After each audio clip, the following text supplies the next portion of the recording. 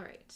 Today, I just want to talk about creating change, manifesting, and what possibly the number one block is to doing that. And it's often overlooked. It's like we talk about you can be anything you want to be, you can be in any state you want to be in, you choose your identity, you choose how you experience life through what you're thinking and feeling. And all of that is true. But often what gets neglected is that our bodies are already living in a certain state, and trying to tell our bodies and tell our minds things that are opposite to what our body feels is challenging for our body to understand. This is why subconscious work is very, very important. But I think it's really helpful to know that it's not just telling your subconscious mind things so then it absorbs it and now you have a new perspective. It's literally communicating with your body, with your nervous system, to allow yourself to even be in a state where you can conceptualize a different reality for yourself. Often we're trying so hard to visualize, so hard to feel differently without giving ourselves the opportunity or the feeling of safety to do that. If you don't feel safe to explore a different reality, you're not going to create it. So I speak from experience. I did not know. I was anxious. Like I lived my entire life with anxiety, and I thought I just struggled a bit with depression, and I was kind of like a bit of an intense person and things would trigger me, but I did not recognize that I was literally functioning from fight or flight 98% of the time. I would meditate and that would be good, but then I would go right back to fight or flight and my whole body would always be tense. I didn't even notice this. This was just how I lived, because as many of you might have experienced this or kind of can understand this, when you're born into a toxic home, you don't have a period of time before you get into that space of fight or flight. You are literally born and have to live in fight or flight because the situations going on around you do not feel safe. So we become adults who do not have a reference for what a healthy, high-functioning nervous system is. Even if you have trauma later in life, it can be difficult to balance back into a healthy, regulated state.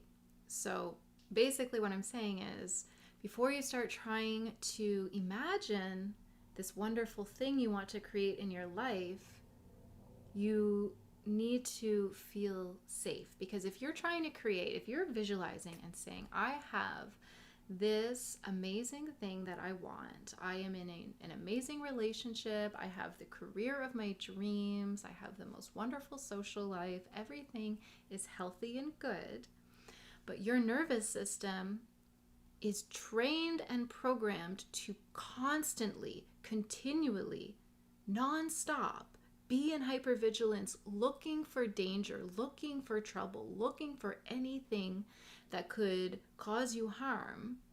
How are you going to be living in a state of, I have all this wonderful stuff, I'm safe, everything's okay, I trust, I'm great, it's all good, I am allowed to be who I am, and that's just safe and perfect, and I get what I want? No, your body is literally looking around saying, what's going to hurt me? What's going to hurt me? Who do I have to cater to? What's going wrong? Where could it go wrong? How can I show up so that everything's safe? And you are not creating change. You are reacting to your environment, and there is nothing wrong with that. There's nothing wrong with you. Like, that is just what's going on in your body. There is no shame. You have nothing to be resentful about yourself for. Your nervous system did absolutely everything it could possibly do for you to keep you safe, to protect you, to love you. So there is nothing about what's going on with you being in a hypervigilant state that is fundamentally wrong with you. But if you want to manifest, if you want to create change, doing it from that state of hypervigilance, of fight or flight, is not going to be helpful. It's not going to give you the results that you deserve and that you want.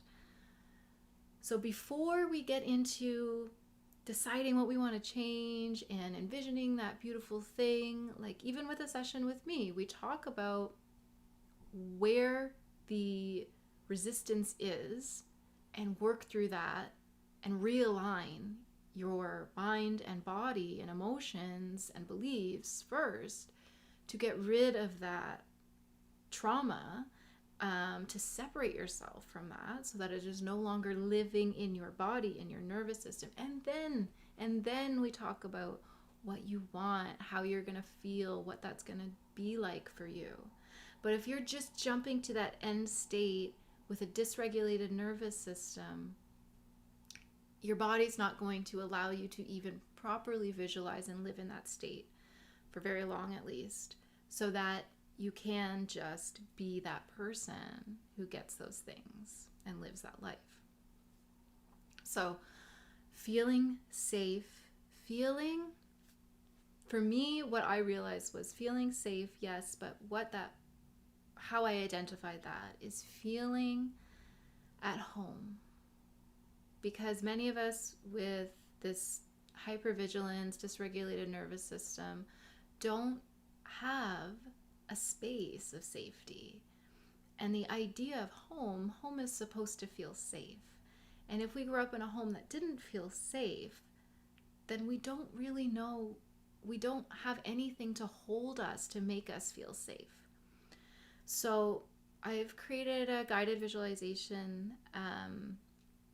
You can watch here if you want, and it's to help you get into that feeling state of feeling safe, of feeling at home. This idea, this concept of what it feels like to feel at home.